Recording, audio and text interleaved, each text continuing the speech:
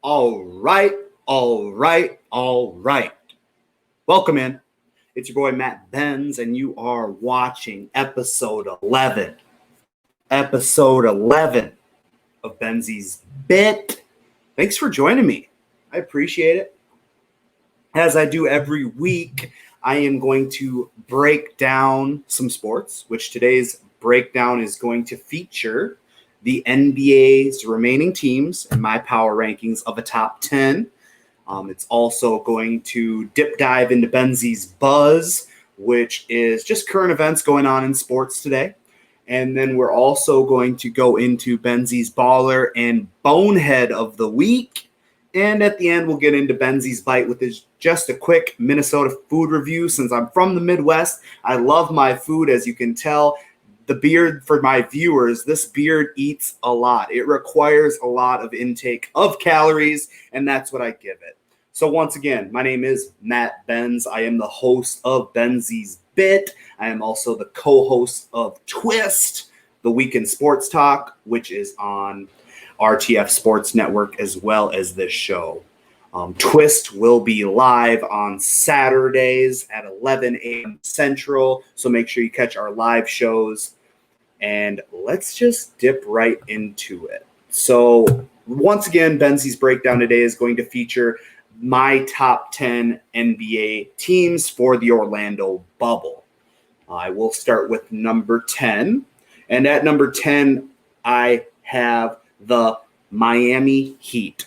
So their record when basketball was still going on was 41 wins and 24 losses. Their projected starters are Kendrick Nunn, Duncan Robinson, Jimmy Butler, Bam Adebayo, and Myers Leonard. Very interesting squad. Jimmy Buckets obviously didn't work out when he was with the Timberwolves. It did in the fact that they got to the playoffs, but it didn't when it came down to chemistry. Since he's been in Miami, you can see that he's kind of turning over a new wing. He's where he wants to be and not where he was traded to. So that makes a huge difference. It's going to be interesting to see how the new acquisitions of Andre Iguodala, Jamison Crowder, and Hill, brought in just before the season stopped, continue to fit into Eric Spoelstra's schemes. They are also confident that rookie Tyler Hero is fully healthy and ready to make some noise in the postseason. Tyler Hero was making a huge stomp right before the shutdown of the season, killing it. So we'll definitely see how that works out. They're just an interesting team. That's why they are number 10 in my projections. Going on to number 9, I have them a little bit lower than most. It's going to be the Denver Nuggets. They were 43 and 22 when the season was going on. Their projected starters are Jamal Murray, Harris, Will Barton, Paul Millsap, and the Joker, Nikola Jokic. With Joker and Murray, they are one of the most prolific pick and roll combos that there is in the NBA right now. And that star duo has experienced 2 Game 7s with the core of Harris, Millsap, Barton, Morris, Craig, and Plumlee surrounding them. So just the mesh and experience that they have together is awesome, and that's why they're very dangerous. You also get Otto Porter Jr., who was sitting on the bench last year watching their playoff run.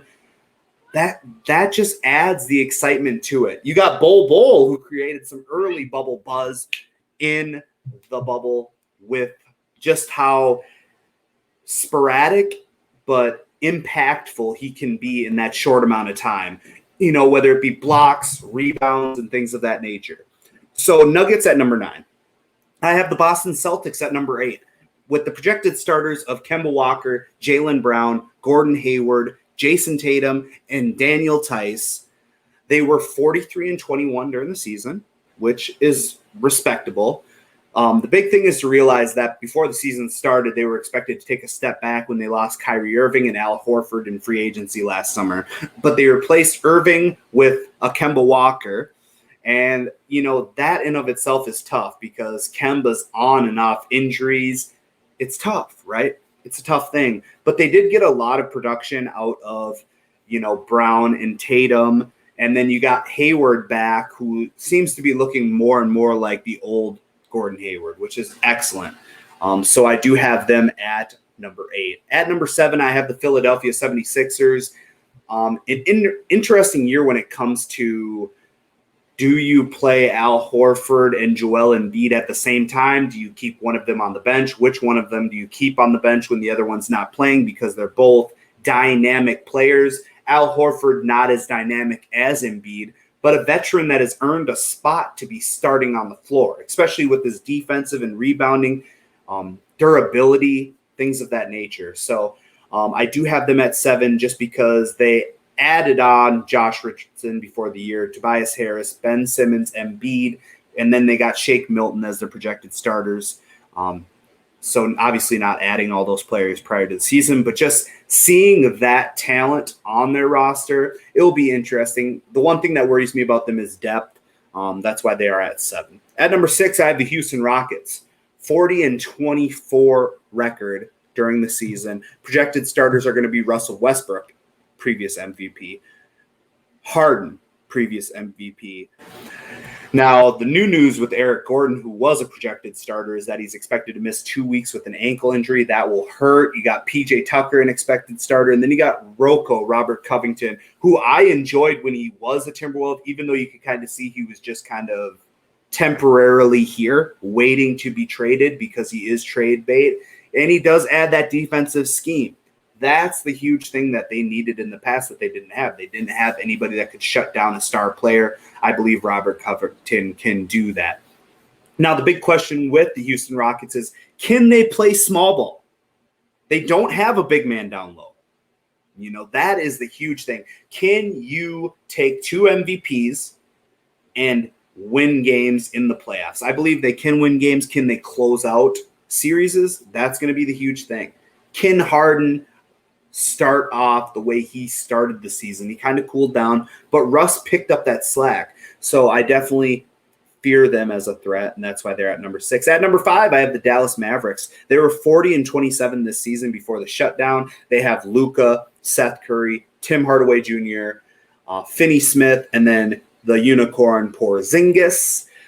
The top priority all season has been developing chemistry between Luka and Porzingis in the star duo's first season playing together. It's been slow. It's been riddled with injuries. It's going to be tough. The big thing was realizing that they had Tim Hardaway Jr., who actually came up as kind of like their number 3 as a threat, and that's good. That's what they need, but they need health. They need Porzingis to be healthy in order to make a splash in these playoffs. And the big thing is to realize with this break, it's given people time to get healthy. Now, can they remain healthy? Who knows? That's a big question mark with any team. But I will say that I do like Luka a lot. I feel like he could be the best player in the future coming years. In the next 5 years, I feel like he could be carrying the NBA. He has that talented. So I have the Mavericks at 5. At number 4, I have the Toronto Raptors. Drake's Toronto Raptors, right? So obviously, past winners last season. No longer have Kawhi Leonard. No longer have Danny Green. They do have Lowry, Fred VanVleet, OG Anunoby. Yeah, we'll go with that. And Pascal Siakam and Marc Gasol. Siakam is one of the other sleeper rising talents in the league.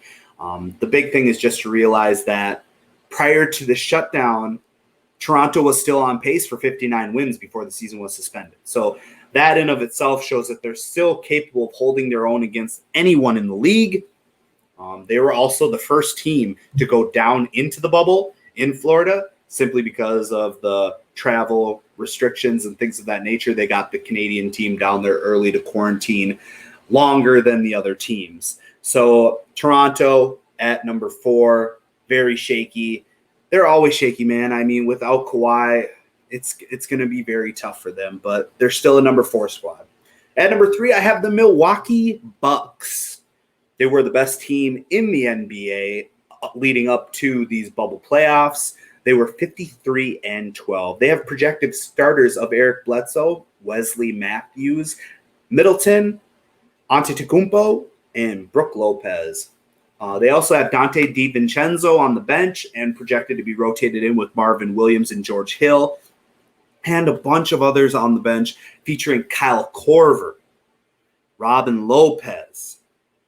You just got those tool guys, those special guys that seem to be in playoff runs with other teams every year. While Giannis is the driving force behind this, as the odds-on favorite to win the MVP this season, the Bucks defense might be the most important part of the team's success.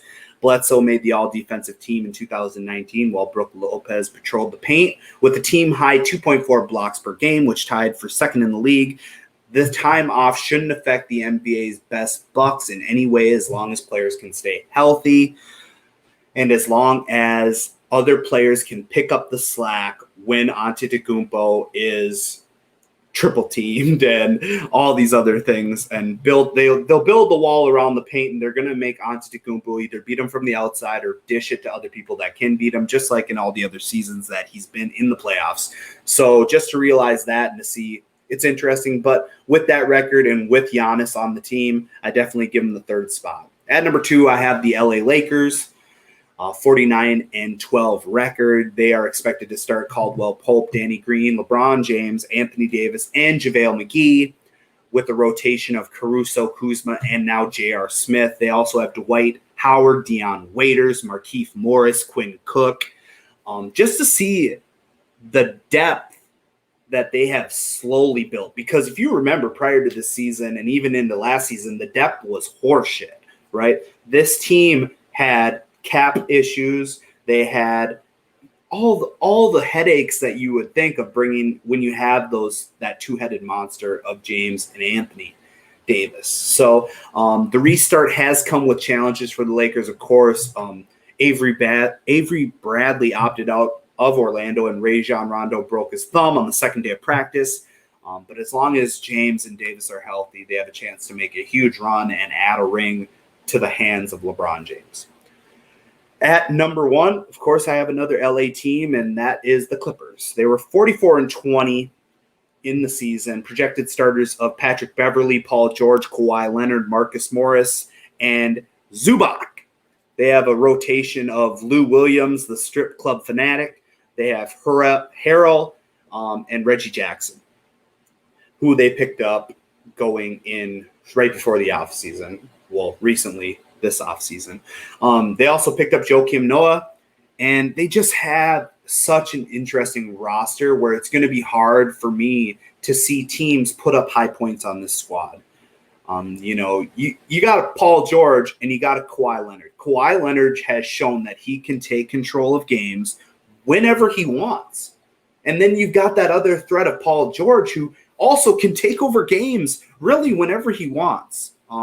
So that mixed with the shutdown defense and the irritator, I call him, of Patrick Beverley, who just gets in the minds of all-stars, just rents space in their minds. That's going to be why I have the Clippers as number 1. And I really think in order for me to drop the Clippers down, I'm going to have to see somebody take the crown from Kawhi. I feel like Kawhi is that elite player that he deserves the respect until it's taken from him. So that is Benzy's breakdown for this week. Let's move on to Benzy's Baller of the Week. My Baller of the Week is obviously highlighting a person, place, team, idea that I feel has earned the Baller crown. So my Baller of the Week is going to be Mookie Betts. I understand this happened last week, but he did make history, so therefore he is the Baller of the Week. The 12-year, $365 million contract extension he signed with the Dodgers gave him the second richest total deal of 13 years, $392 million if his original $27 million salary for this season is included in Major League Baseball history. It bested Mike Trout's record extension of $360 million, and the $65 million signing bonus is also a record. So congratulations to Mookie. Fuck the Dodgers. On to the Boneheads of the Week. Let's get into that. So my Bonehead of the Week is going to actually be a whole team, and it's going to be the Houston Astros. So for those baseball fans that watched the game last night against the Dodgers, there was a bench clearing brawl when Dodgers pitcher Joe Kelly brushed back batters and was talking mad shit to the Astros batters. Coach Dusty Baker of the Astros stated after the game, he's the one throwing the ball. He's the one that started this mess in the first place. I didn't like it at all. So, sorry, Dusty. I understand you weren't the coach of the team when it actually all this shit began. It's not Joe Kelly's fault for throwing at the cheaters. All right. The Astros started this when members of the Houston Astros stole signs from opposing teams using technology during the 2017 and 2018 seasons. So you can't be mad at a guy for throwing at you. I understand that it's hard to be taken advantage of, but the Houston Astros were the ones that took advantage of Major League Baseball. You know, Joe Kelly was on the Red Sox when they lost to the Astros in the first round of the playoffs. They eventually beat the Astros the next year. But there's so many players in this league that, and fans for that aspect, that feel cheated. Okay? Now, it's not to say that there's not cheating going on in baseball constantly, and there's not to say that signs aren't being stolen in baseball constantly. But when you're doing it with technology and things of that nature, and let's just be honest, when you get caught, it's going to hurt. And this is baseball's way of saying, fuck you, Houston, and every team is going to be throwing the ball. And when you react in this way, it's going to cause more and more turmoil. When you just accept it and kind of roll over and just say, hey, I understand why you guys are doing this, you're going to slowly earn back some sort of respect. Whether it's just a crumb, you're going to earn it back. So congratulations, Houston Astros, bonehead of the week. On to the buzz. So starting it off, Chargers signed Joey Bosa to an extension of 5 years, $135 million. This deal includes $78 million guaranteed at signing and $102 million guaranteed overall. So a record for a defensive player in the National Football League. The Chargers announced the agreement, but not the terms. This will keep Bosa in LA for the next 6 years. Next, New York Jets trade Jamal Adams to Seattle for 2 first-round picks and a player. After a 7-month contract dispute, the New York Jets agreed to trade all-pro safety Jamal Adams to the Seattle Seahawks for a package that includes first-round draft picks in each of the next 2 years. The Seattle Seahawks will send safety Bradley McDougald, first-round picks in 21 and 22, and a third-round pick in 21 to New York in exchange for Adams and the Jets' fourth-round pick in 2022. Giving up a package that includes 2 first-round picks leaves no doubt that the Seattle Seahawks want Jamal Adams around long-term, but multiple sources have been quoted saying that on Tuesday, the team is in no rush to sign the all-pro safety to an extension. They will wait until next year as opposed to making a massive financial commitment amid the current uncertainty about how much the NFL salary cap will drop in upcoming seasons because the revenue shortfalls caused by the coronavirus pandemic. Interesting take. And I like where Seattle is thinking. But unfortunately, with a diva like Jamal Adams, what is he thinking at this point? Because you're not paying him that extension, he's got to understand that it's in the bag. But still, for a guy like that, if he were to get hurt this season or heaven forbid he have an off year, things of that nature will get in the head of a diva. So that will be interesting to see how that pans out. Next, MLB postpones all Marlins games through Sunday. Major League Baseball has postponed all Marlins games through Sunday after the team's recent coronavirus outbreak. MLB announced that Miami's next 6 games, starting with Tuesday night's home game against the Orioles, which was supposed to be last night, has been postponed, citing the belief that, quote, it is most prudent to allow the Marlins time to focus on providing care for their players and planning their baseball operations for resumption early next week. 4 additional members of the Marlins tested positive Tuesday for COVID-19. That brings their total to 17 members of their traveling party. Lastly, for the buzz of the week, we have Minnesota center Sylvia Fowles becomes WNBA's all-time leading rebounder. The 34-year-old opened the WNBA season on Sunday with 18 rebounds, leaving her just 7 short of the record. She got her 7th rebound with 3.9 seconds left in the second quarter off of a miss from Storm's Breanne Stewart. That gives Fowles 3,357 rebounds for her career, which began in 2008 in Chicago after she was the number 2 pick overall out of LSU. So a big round of applause for Sylvia Fowles, all-time leading rebounder.